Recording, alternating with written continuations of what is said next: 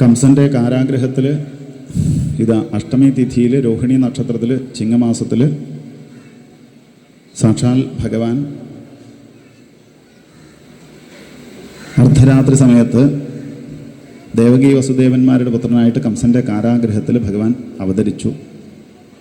ആവിരാസിയിൽ യഥാപ്രാച്യാം ദിശീന്ദുരിവ പുഷ്കള നിശീഥേ തമ ഉദ്ഭൂതേ ജായമാനേ ജനാർദ്ദനെ.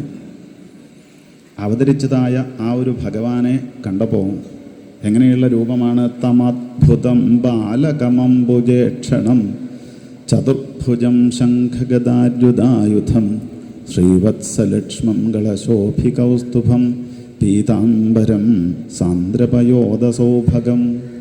ആദ്യം തന്നെ ഭഗവാൻ എന്ത് ചെയ്തു? ഒരു അദ്ഭുത ബാലകനായിട്ട് ജനിച്ചു. എന്നിട്ടോ അതിനുശേഷം ചതുർഭുജനായിട്ടുള്ളതായ തൻ്റെ ആ ഒരു സ്വരൂപത്തെ കൈകൊണ്ടു. 4 കൈകളിലായിട്ട് 4 ആയുധങ്ങൾ, ശംഖചക്ര ഗദാപത്മം എന്നുള്ളതായ ആ ഒരു ആയുധമൊക്കെ എടുത്ത് പീതാംബരധാരിയായിട്ട് അവിടെ ഇങ്ങനെ മുന്നിൽ വന്നു. ആദ്യം വസുദേവ ഐക്ഷത, ആദ്യമായിട്ട് വസുദേവരാണ് ഈ ഭഗവാനെ കണ്ടത്. അദ്ദേഹം അതിഗംഭീരമായിട്ട് ഈ ഭഗവാനെ സ്തുതിച്ചു. പിന്നീട് ദേവകീ ദേവി ഇത് അതിഗംഭീരമായിട്ട് സ്തുതിക്കാൻ വേണ്ടിയിട്ട് തുടങ്ങി. രൂപം യത്തൽ പ്രാഹുരവ്യക്തമാദ്യം ബ്രഹ്മജ്യോതിർ നിർഗുണം നിർവികാരം സത്താമാത്രം നിർവിശേഷം നിരീഹം സത്വം സാക്ഷാൽ വിഷ്ണുരധ്യാത്മദീപം. ഈ അധ്യാത്മദീപമായിട്ടുള്ളതായ ഹേ ഭഗവാനെ, അങ്ങൊരു ഏതൊരു രൂപത്തെയാണോ കൈക്കൊണ്ടത് ആ ഒരു രൂപത്തെ എൻ്റെ മുന്നിൽ ഞാനിതാ നമസ്കരിക്കുന്നു. അധ്യാത്മദീപമായിട്ടുള്ളതായ ഭഗവാനെ, അങ്ങേക്ക് നമസ്കാരം. പിന്നെ മൃത്യുവ്യാളഭീത, ഏതൊരു മനുഷ്യനും അങ്ങയെ ആശ്രയിച്ചു കഴിഞ്ഞാൽ മരണഭയം ഉണ്ടാകും. ആ മരണഭയത്തെ പോലും ഇല്ലാതാക്കി തീർക്കാൻ വേണ്ടിയിട്ട് മരിക്കാതിരിക്കലല്ല, പിന്നെയോ മരണഭയം അല്ലേ? നമ്മൾ എങ്ങനെയാണ് മരിക്കുന്നത്? നല്ല അനായാസേന മരണം എന്നൊക്കെ കേട്ടിട്ടുണ്ടാവും. അപ്പം അങ്ങനെയുള്ള മരണഭയത്തെ ഇല്ലാതാക്കി തീർക്കാൻ വേണ്ടിയിട്ട് ഇതാ അങ്ങയെ ആശ്രയിച്ചു കഴിഞ്ഞാൽ പാദാബ്ജം പ്രാപ്യ എതിർച്ചയാദ്യ, ഏതൊരു മനുഷ്യനാണോ അങ്ങയുടെ പാദങ്ങളെ ആശ്രയിക്കുന്നത് അവർക്ക് സാധിക്കും എന്ന് ഇതാ വസുദേവർ ദേവകി ദേവി തൻ്റെ ആ സ്തുതിയിൽ കൂടി നമുക്ക് പറഞ്ഞു തന്നു.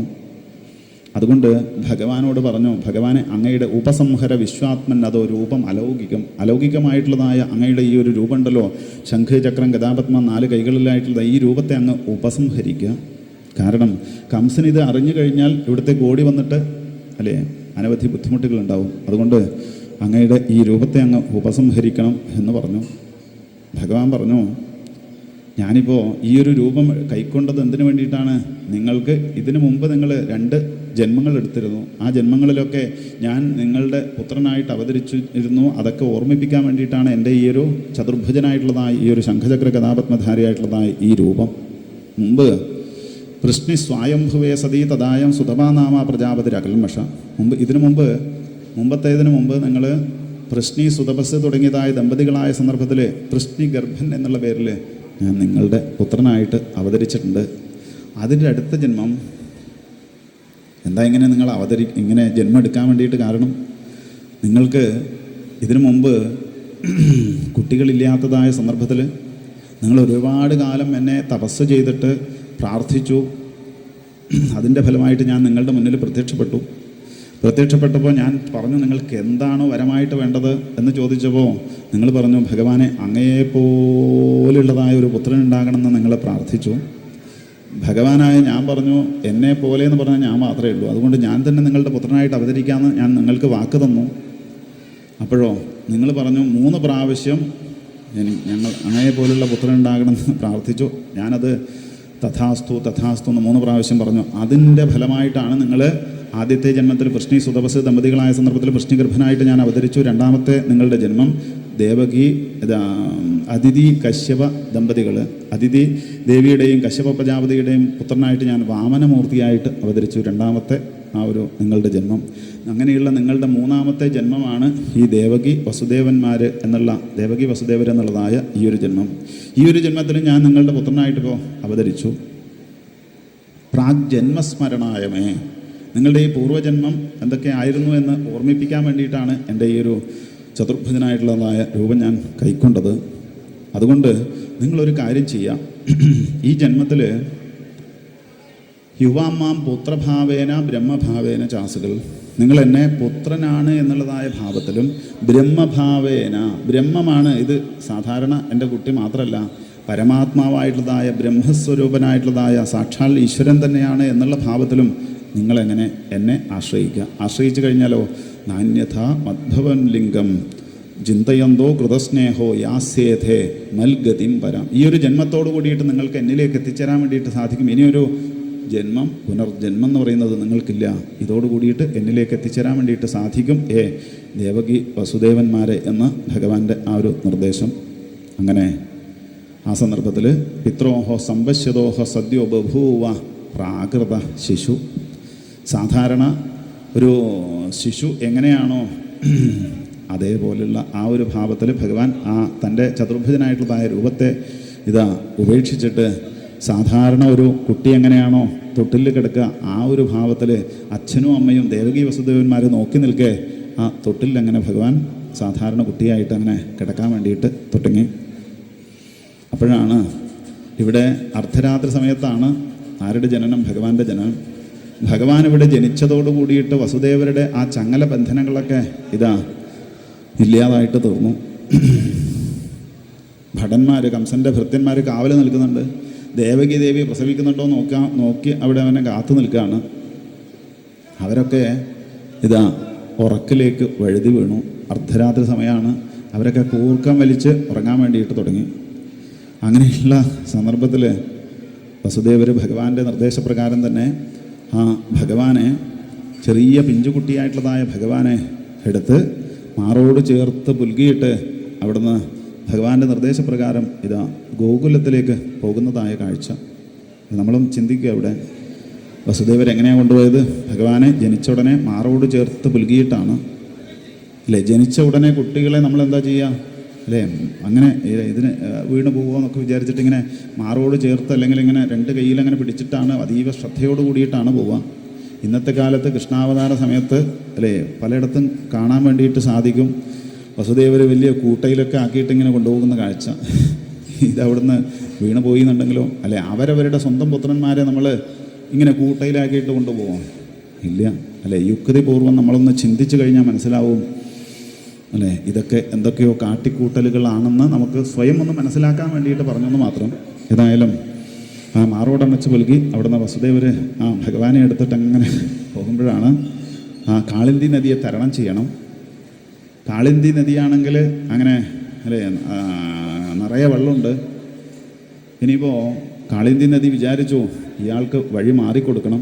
കഴിഞ്ഞ രാമാവതാരത്തിൽ സേതുബന്ധനം ചെയ്യാൻ വേണ്ടിയിട്ട് സമുദ്രജലം വഴി മാറിക്കൊടുക്കാതിരുന്നപ്പോൾ രാമചന്ദ്രസ്വാമി അവിടുന്ന് തപസ് ചെയ്തിട്ട് അവിടുന്ന് വരുണദേവനോട് പറഞ്ഞിട്ട് കേൾക്കാത്തതായ സമയത്തിൽ ആ രാമബാണം അങ്ങനെ തൊടുത്ത് നിൽക്കുമ്പോൾ വരുണദേവൻ വന്ന് പ്രത്യക്ഷപ്പെട്ടിട്ട് ക്ഷമിക്കണം എന്ന് പറഞ്ഞിട്ട് വഴി മാറിക്കൊടുത്തത് ഓർമ്മയുണ്ട് വരുണദേവന്. ആ വരുണദേവൻ ഇനിയിപ്പോൾ അയാളാണിപ്പോൾ കൃഷ്ണനായിട്ട് അവതരിച്ചത്, അതുകൊണ്ട് ഞാനിനി ഇയാൾ കുഴപ്പമുണ്ടാക്കരുത്, അതിനു മുമ്പേ വഴി മാറിക്കൊടുക്കാമെന്ന് വിചാരിച്ചിട്ട് മാർഗം ദദോ സിന്ധുരിവർഷിയപ്പദേഹേ, കാളിന്തി നദി വഴി മാറിക്കൊടുത്ത് വസുദേവർക്ക് മുട്ടോളം വെള്ളം മാത്രമുള്ളതായ ആ ഒരു രൂപത്തിൽ അങ്ങനെ കിടക്കാൻ വേണ്ടിയിട്ട് തുടങ്ങി. ചെറിയൊരു ചാറ്റൽ മഴയുണ്ട്. ആ മഴ കൊള്ളാതിരിക്കാൻ വേണ്ടിയിട്ട് അനന്തൻ തൻ്റെ ആ ഒരു ഭണം അങ്ങനെ ഉയർത്തിപ്പിടിച്ച് അങ്ങനെ അങ്ങനെ കൂടെ പോകുന്നതായ കാഴ്ച. അർദ്ധരാത്രി സമയമാണ്. അനന്തൻ്റെ ഓരോ ഭണങ്ങളിലുമുള്ളതായ ആ ഓരോ രത്നങ്ങളുടെ ആ ഒരു പ്രകാശം കൊണ്ട് അല്ലേ ഇരുട്ടിനെ മാറ്റിയിട്ട് അതീവ പ്രകാശത്തോടു കൂടിയിട്ട് അങ്ങനെ സഞ്ചരിക്കാൻ വേണ്ടിയിട്ട് സാധിച്ചു. ഒടുവിൽ ഗോകുലത്തിലേക്ക് എത്തിച്ചേർന്നു. ഗോകുലത്തിൽ എന്താണ് അവസ്ഥ? യശോദാദേവി, ഭഗവാൻ ഇവിടെ ദേവകി ദേവിയുടെ 8ാമത്തെ പുത്രനായിട്ട് അവതരിച്ചതായ സന്ദർഭത്തിൽ യശോദാദേവി അവിടെ ഗോകുലത്തിൽ യശോദാദേവിയുടെ പുത്രനായിട്ട് സാക്ഷാൽ യോഗമായ പെൺകുട്ടിയായിട്ട് അവിടെ ഗോകുലത്തിൽ ജനിച്ചിരുന്നു.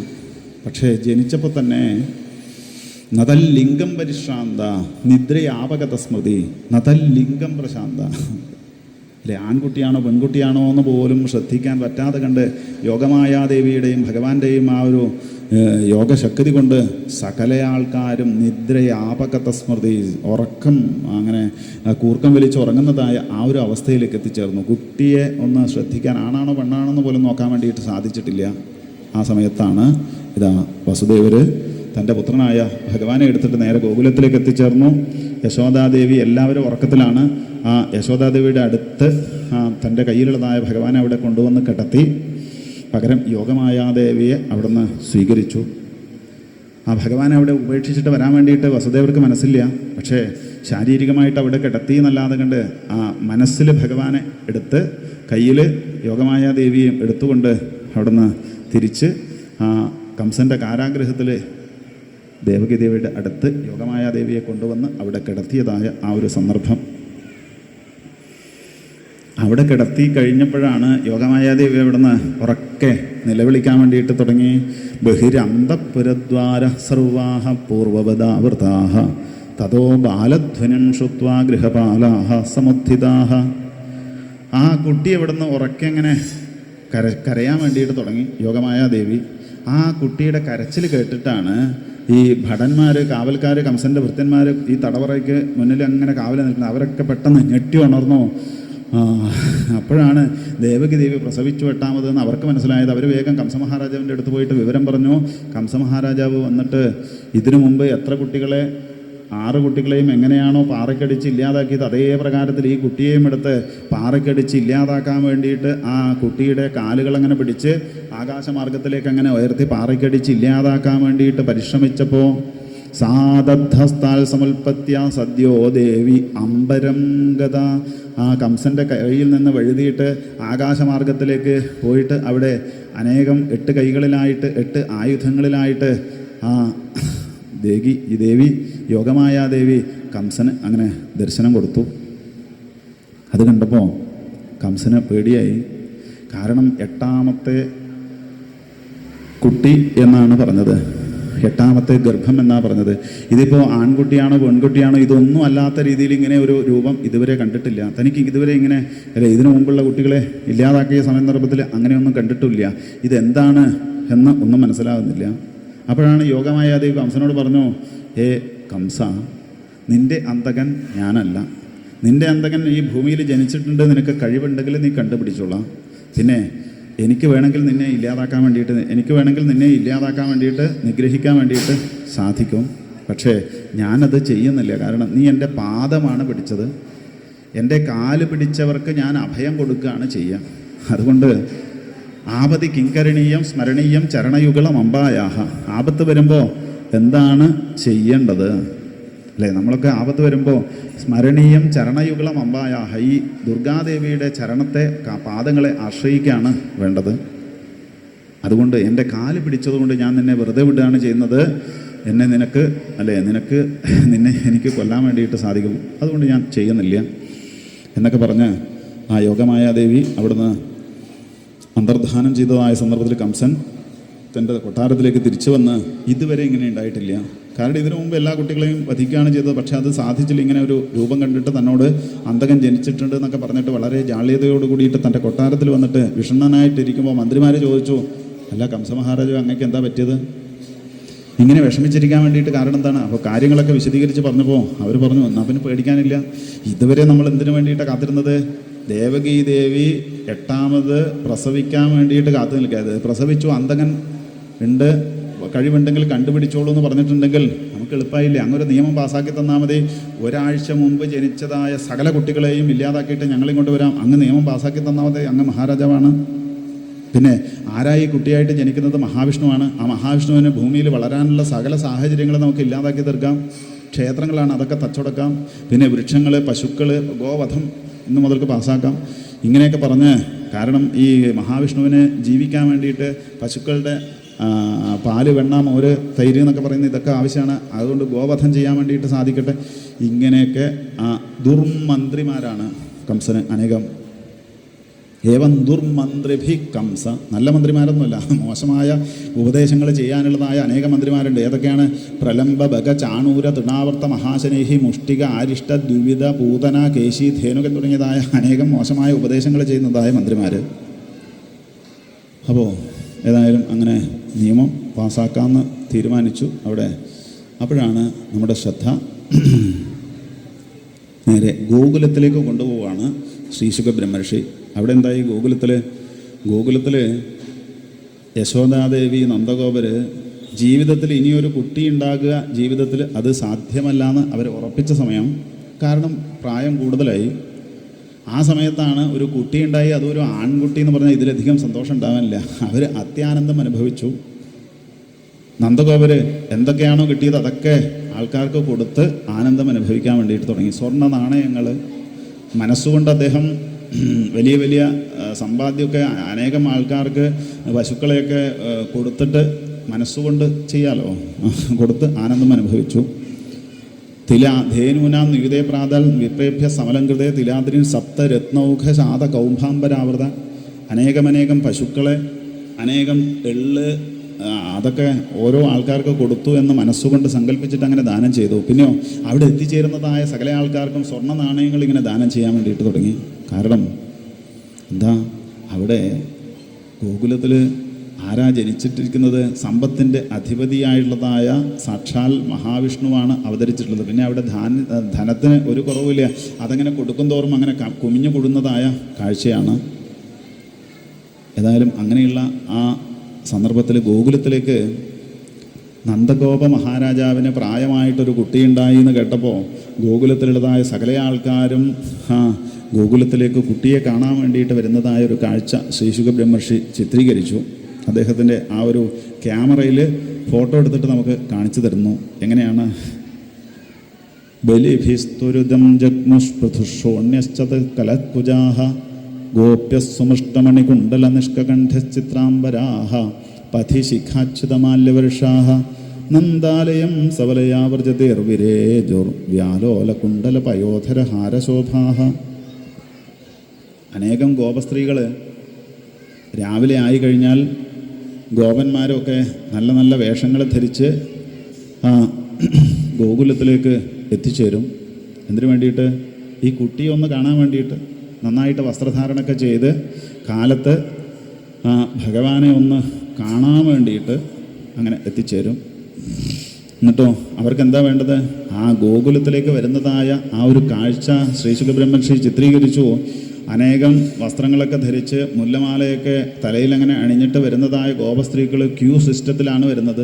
അവരുടെ ആ തലയിൽ അണിഞ്ഞതായ ചൂടിയിട്ടുള്ളതായ മുല്ലമാലയൊക്കെ താഴേക്ക് വീണിട്ട് ഒരു പരവതാനി പോലെ ഗോകുലത്തിൻ്റെ മുന്നിൽ അങ്ങനെ അനുഭവപ്പെട്ടു. ശ്രീശുക ബ്രഹ്മർഷി അങ്ങനെയാണ് വർണ്ണിച്ചത്. അങ്ങനെ ഓരോരുത്തരും വന്നിട്ട് എന്ത് ചെയ്യും? ഭഗവാനെ കയ്യിലെടുത്ത് ഒന്ന് മാറോണച്ച് പുലുകി ഒന്നിങ്ങനെ ചുംബിച്ച് ആ കവിളിലൊന്ന് തൊട്ട് തലോടിയിട്ട് ആ ഒരു ആനന്ദം അനുഭവിച്ച് അടുത്ത ആൾക്ക് കൊടുക്കും, അടുത്ത ഗോപികയ്ക്ക്.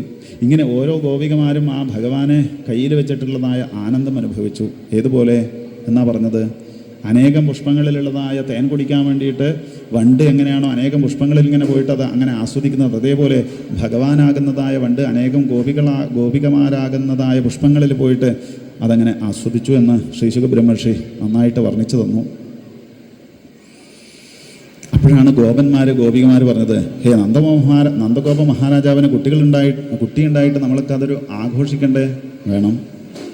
ഗോപന്മാരുടെ സമ്പാദ്യം, ഗോപികമാരുടെ സമ്പാദ്യം എന്ന് പറയുന്നത് പശുക്കളിൽ നിന്നുണ്ടാകുന്നതായ പാല്, വെണ്ണ, തൈര് അതൊക്കെയാണ്. അതവരെ ഗൃഹങ്ങളിൽ സൂക്ഷിച്ചു വെച്ചിട്ടുണ്ട്. അതൊക്കെ അങ്ങനെ ധാരാളമായിട്ട് കുടങ്ങളിൽ എടുത്തു കൊണ്ടുവന്നിട്ട് എന്ത് ചെയ്തു?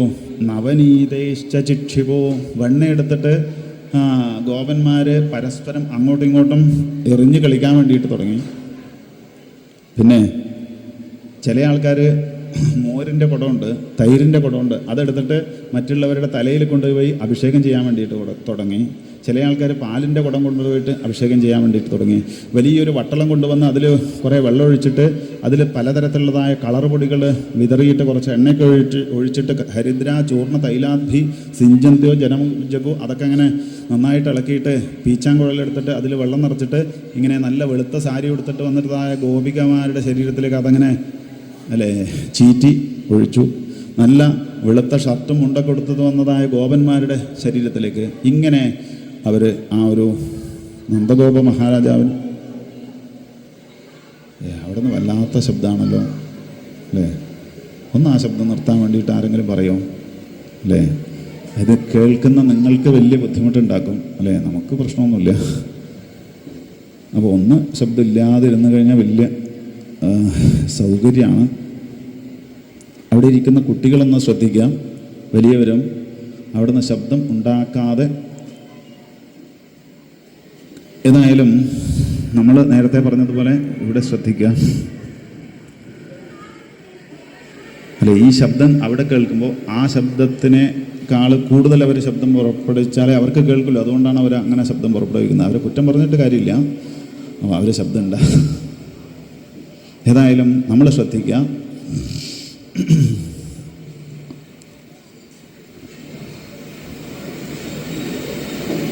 ഏതായാലും ആ ഒരു ഭാവത്തിൽ അവർ ആ ഗോപികമാർ, ഗോകുലത്തിലുള്ളതായ സകല ആൾക്കാരും ഭഗവാൻ ഉണ്ടായതായ ആ ഒരു ആനന്ദം വലിയൊരു ആഘോഷമായിട്ട് അവർ ഇത് കൊണ്ടാടി. ഇത് കണ്ടപ്പോൾ ദേവേന്ദ്രൻ, ദേവലോകത്ത് ബ്രഹ്മദേവൻ തൻ്റെ സത്യലോകത്ത് മാനസ സരസിലിറങ്ങിയിട്ട് ദേവേന്ദ്രനോട് കൂടിയിട്ട് ബ്രഹ്മദേവൻ സകല ദേവന്മാരും അങ്ങനെ മാനസ സരസിലുള്ളതായ വെള്ളക്കെടുത്ത് അങ്ങോട്ടും ഇങ്ങോട്ടും ചിരി ദേവേന്ദ്രൻ്റെ ആ തല പിടിച്ച് ബ്രഹ്മദേവൻ അങ്ങനെ അതിൽ താഴ്ത്തി പരസ്പരം അങ്ങനെ ആനന്ദം അനുഭവിച്ചതായ ആ ഒരു സന്ദർഭം. അങ്ങനെയുള്ള ആ ഒരു സന്ദർഭത്തിൽ ഭഗവാൻ മാര് അവതരിച്ചതായ സന്തോഷം, യശോദാദേവി, രോഹിണീദേവി, നന്ദഗോപുരമൊക്കെ അതിൽ വളരെയധികം ആനന്ദം അനുഭവിച്ചതായ ആ ഒരു സന്ദർഭം. ഹരേർ നിവാസാത്മഗുണൈ രമ ആക്രീഡം അഭൂനൃപ. അപ്പോഴാണ് നന്ദഗോപുര പറഞ്ഞു, നന്ദ കംസസ്യ വാർഷിക്യം കരം ദാതും കുരുദ്വഹ. നന്ദഗോപുര ഇതുവരെ തൻ്റെ പറമ്പിൻ്റെ നികുതി അതുപോലെ വീട്ടു നികുതി അതൊന്നും അടക്കാറില്ല. കാരണം തനിക്കൊരു അനന്തരാവകാശം ഇല്ല. പിന്നെ ഇത് അടക്കേണ്ട ആവശ്യമില്ല, നികുതി അടക്കേണ്ട ആവശ്യമില്ല. കാരണം തൻ്റെ മരണശേഷം അത് ഉഗ്രസേന മഹാരാജാവിൻ്റെ കൊട്ടാരത്തിൽ അവരിലേക്ക് കണ്ടുകെട്ടുകയാണ് ചെയ്യുക. വെറുതെ ഇത് നികുതി അടച്ചിട്ട് സമയം കളയേണ്ട ആവശ്യമില്ല. അപ്പോഴങ്ങനെ വിചാരിക്കുമ്പോഴാണ് തനിക്കൊരു കുട്ടി ഉണ്ടായത്. അപ്പോൾ ഇനി ഇങ്ങനെ അല്ലേ കുടിശ്ശിക വെക്കരുത്, അതൊരു പ്രാരബ്ധം കുട്ടിക്ക് ഉണ്ടാക്കി വെക്കരുതെന്ന് വിചാരിച്ചിട്ട് ഇതുവരെയുള്ള സകല നികുതികളും അടച്ചിട്ട് വരാമെന്ന് പറഞ്ഞ് ആ നന്ദഗോപര് ഉഗ്രസേന മഹാരാജാവിൻ്റെ കൊട്ടാരത്തിലേക്ക് എഴുന്നള്ളി. യശോദാദേവി, രോഹിണി ദേവിയുടെ ഒക്കെ പറഞ്ഞു, ഇതാ കുട്ടികളെ നോക്കണേ, ശ്രദ്ധിക്കണം എന്നൊക്കെ പറഞ്ഞിട്ടാണ് പോയത്. അപ്പോൾ കംസൻ ഒരു മന്ത്രിസഭ കൂടി, വലിയൊരു മന്ത്രിസഭ. കാരണം കുട്ടി ഉണ്ടായി എന്ന് പറഞ്ഞു, 8ാമത്തെ പുത്രൻ തൻ്റെ അന്തകനാണ്, തന്നെ ഇല്ലാതാക്കുന്നതാണ്. അതിനെ ഇനിയിപ്പോൾ ഇല്ലാതാക്കാൻ വേണ്ടിയിട്ട് വലിയൊരു മന്ത്രിസഭ കൂടി. ഏവം ദുർമന്ത്രി, നേരത്തെ പറഞ്ഞ പോലെ ദുർമന്ത്രിമാർ ഉള്ളതായ ഒരു മന്ത്രിസഭ. അതിലെന്താണ് നിയമം പാസ്സാക്കേണ്ടത്? ഒരാഴ്ച മുമ്പ് ജനിച്ചതായ സകല കുട്ടികളെയും ഇല്ലാതാക്കാൻ വേണ്ടിയിട്ടുള്ളതായ ഒരു നിയമം ഉണ്ടാക്കി. പുതിയ നിയമമാണ്. അപ്പോൾ ഇന്ന് മാത്രമല്ല, മന്ത്രിസഭയിൽ വനിതാ മന്ത്രി അന്നേയുണ്ട്. വനിതാ മന്ത്രി അന്ന് കംസൻ്റെ മന്ത്രിസഭയിലുള്ളതായ വനിതാ മന്ത്രിയാണ് പൂതന. പൂതന പറഞ്ഞു, എനിക്കാണ് സീനിയോറിറ്റി, ഞാൻ ആദ്യം ഇവിടുന്ന് പുറപ്പെട്ടിട്ട് ആ ഭഗവാന്മാരെ ഇല്ലാതാക്കിയിട്ട് പ്രമോഷൻ വാങ്ങിക്കാമെന്ന് പറഞ്ഞ് പൂതന അവിടുന്ന് പുറപ്പെട്ടു കംസൻ്റെ അനുമതിയോട് കൂടിയിട്ട്. പൂതനയുടെ ശരീരം എങ്ങനെയാണ്? പൂതനയുടെ പ്രത്യേകത, കംസേന പ്രഹിതാഘോര പൂതന ബാലഘാതിനി, കുട്ടികളെ കൊല്ലാൻ വേണ്ടിയിട്ട് പ്രത്യേകം കഴിവുള്ളവളാണ്. പിന്നെയോ അവൾ വലിയ രാക്ഷസീ രുധിരാശന, രാക്ഷസിയാണ്.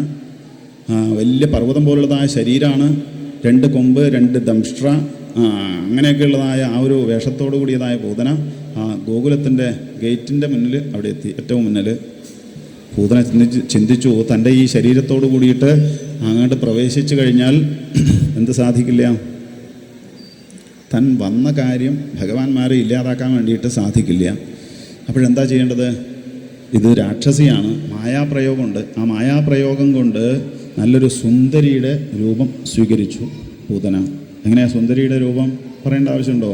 ഇല്ല. നന്നായി വസ്ത്രധാരണമൊക്കെ ചെയ്ത് മുല്ലമാലയൊക്കെ ചൂടി പിന്നെ ഒരു സൈഡ് ബാഗും അതൊക്കെ എടുത്തങ്ങനെ പൂതന ഗോകുലത്തിലേക്ക് എഴുന്നള്ളി. അവിടെ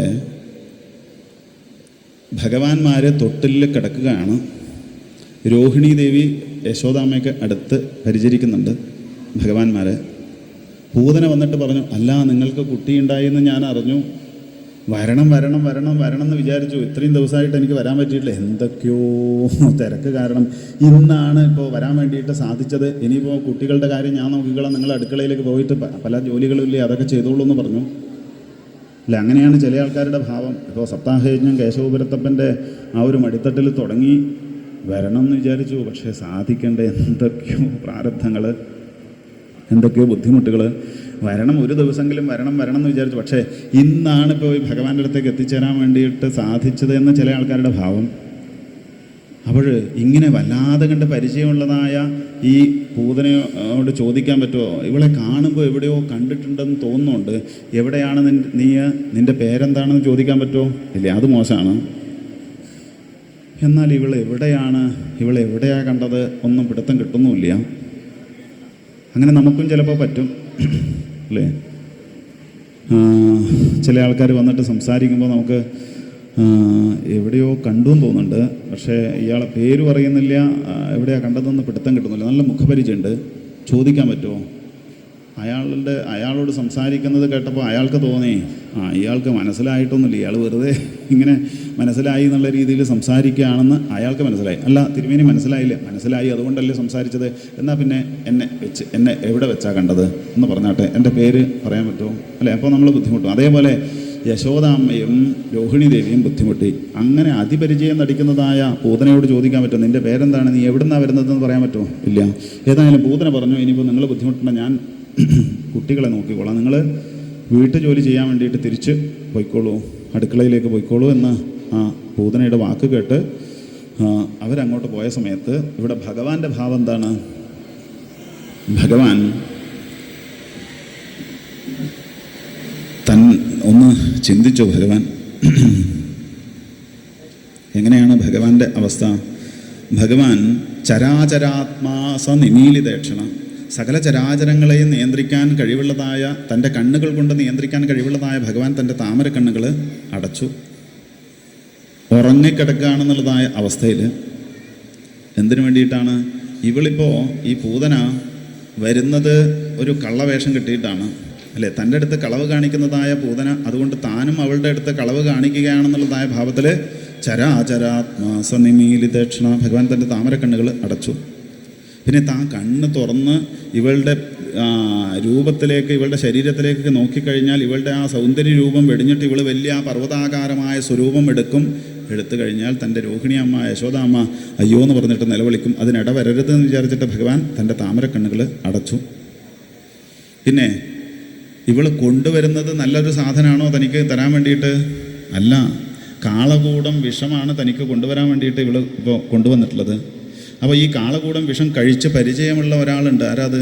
മഹാദേവൻ. ആ മഹാദേവനെ ഒന്ന് സ്മരിക്കുന്നു, ഓർമ്മിക്കുന്നു എന്നുള്ളതായ ഭാവത്തിൽ ചരാചരാത്മാസ നിമീലിതേക്ഷണ, ഭഗവാൻ തൻ്റെ താമരക്കണ്ണുകൾ അടച്ചു. പിന്നെ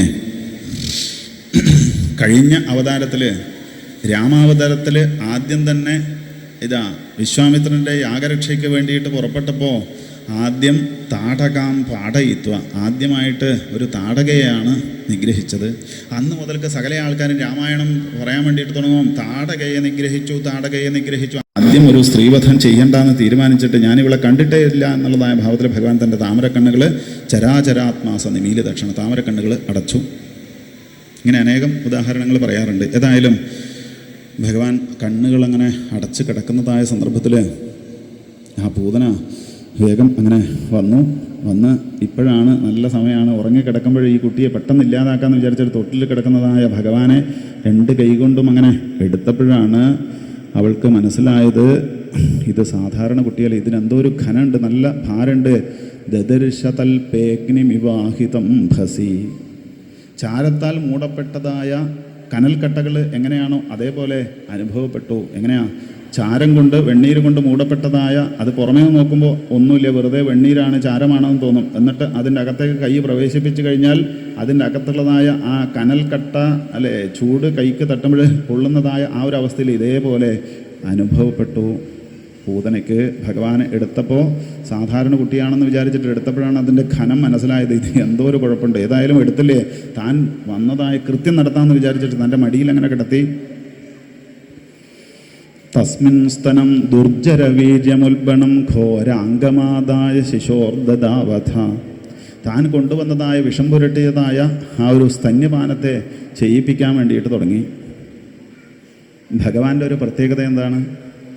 എന്ത് കൊടുത്താലും ഭഗവാൻ അത് സ്വീകരിക്കും, വേണ്ടാന്നും പറയില്ല.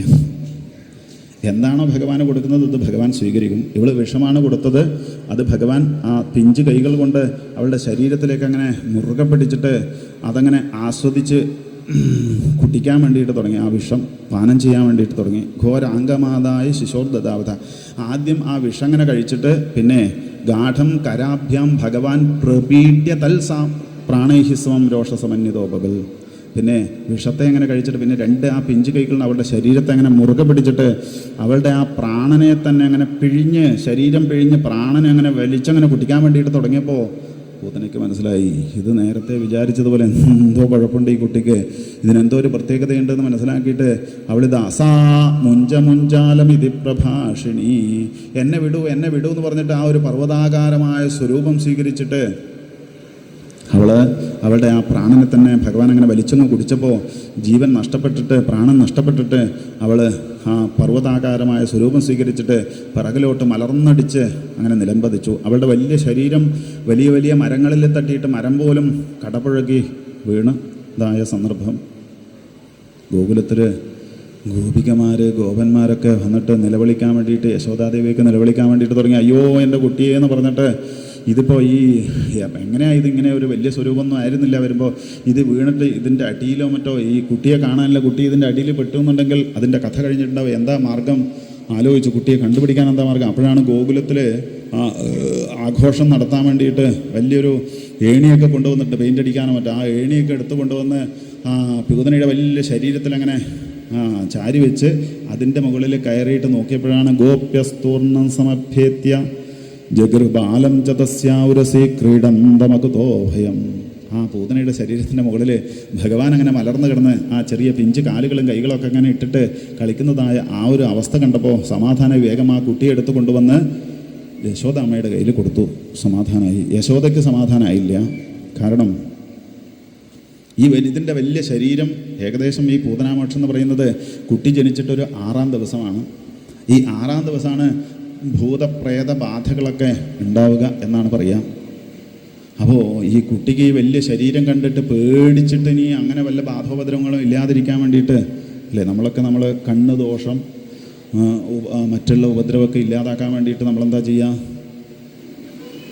കടുക്, മുളക്, ഉപ്പ് ഇതൊക്കെ എടുത്തിട്ട് ഇങ്ങനെ ആ കുട്ടിയെ അല്ലെങ്കിൽ ഇങ്ങനെ ഒഴിയുമ്പോൾ മന്ത്രം എന്താണ്, മന്ത്രം എന്ന് പറയില്ല, ഷൂ എന്നൊക്കെ പറഞ്ഞിട്ട് ഇങ്ങനെ ഒഴിഞ്ഞിട്ട് അടുപ്പിലിടുന്ന ഒരവസ്ഥ നമുക്കില്ലേ, ഉണ്ട്.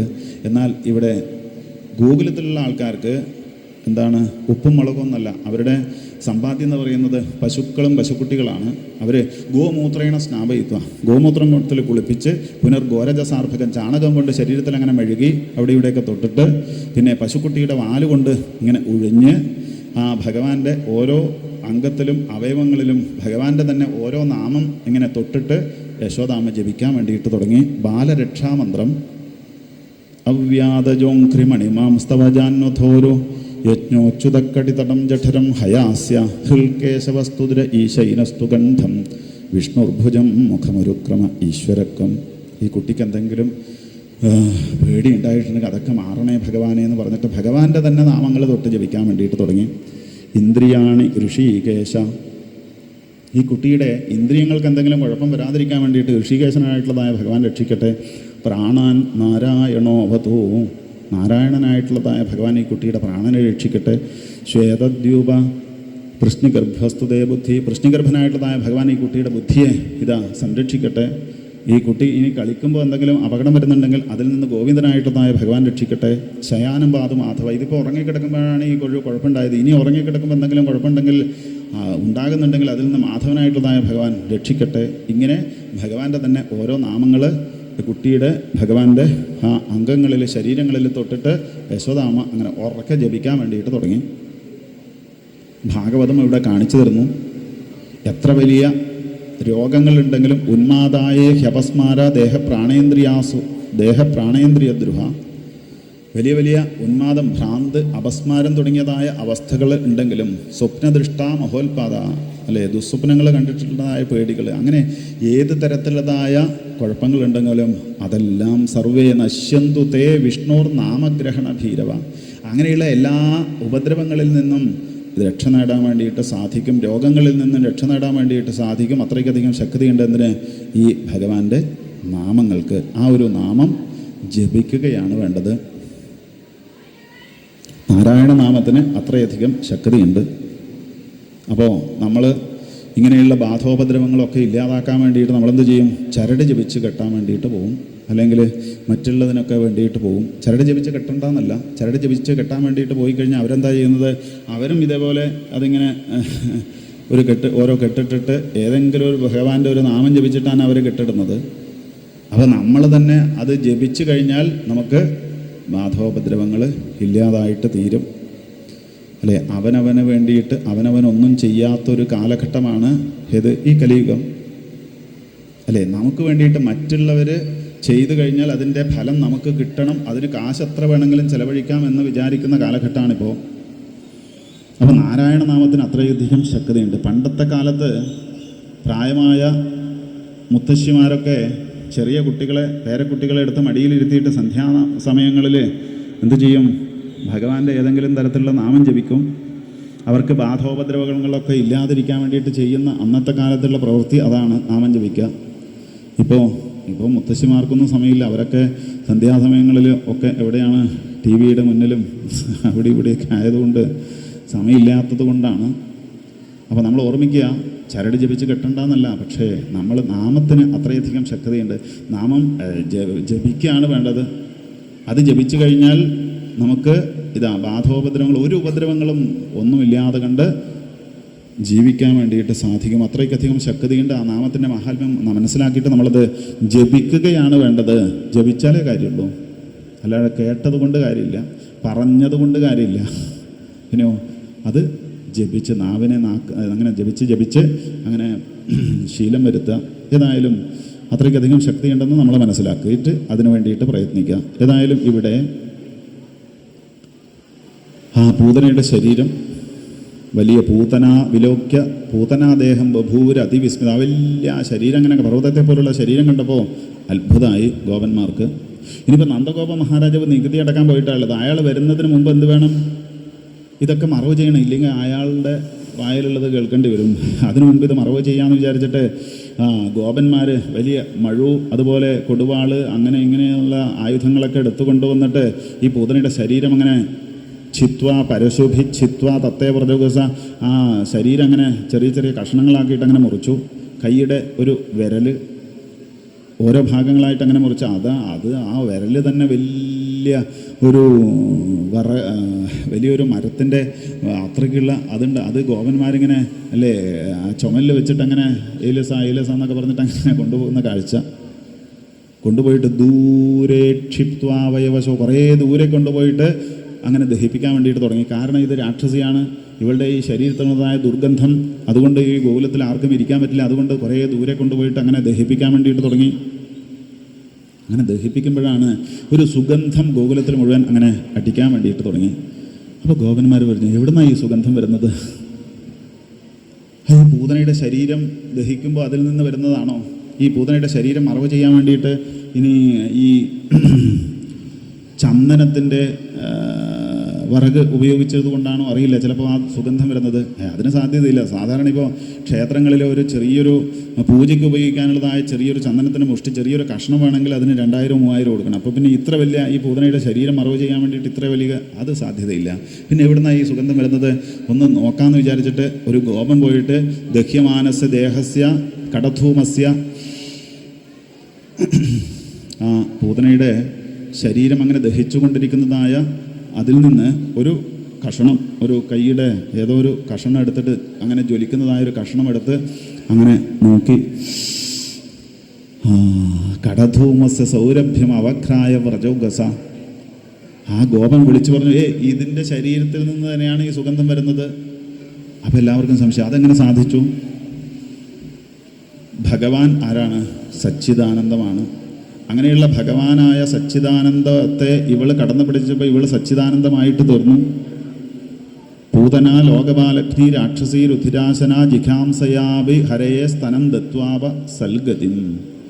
വിഷം കൊടുത്തതായ പൂതനയ്ക്ക് പോലും ഭഗവാൻ മോക്ഷത്തെ പ്രദാനം ചെയ്തു എന്നുണ്ടെങ്കിൽ കിം പുനഃശ്രദ്ധയാ ഭക്തിയാ കൃഷ്ണായ പരമാത്മനെ, ഭക്തിയോടും ശ്രദ്ധയോടും കൂടിയിട്ട് നമ്മൾ ഈ ഭഗവാനെ ഏതെങ്കിലും ഭാവത്തിൽ ആശ്രയിച്ചു എന്നുണ്ടെങ്കിൽ നമ്മുടെയൊക്കെ ഗതി എന്തായിട്ട് തീരുമെന്ന് ഗോപന്മാർ നമുക്ക് പറഞ്ഞു തരുന്നു. ഭഗവാനെ ഇല്ലാതാക്കാൻ വേണ്ടിയിട്ട് പോയതായ പൂതനയ്ക്ക് ഭഗവാൻ എന്താ കൊടുത്തത്?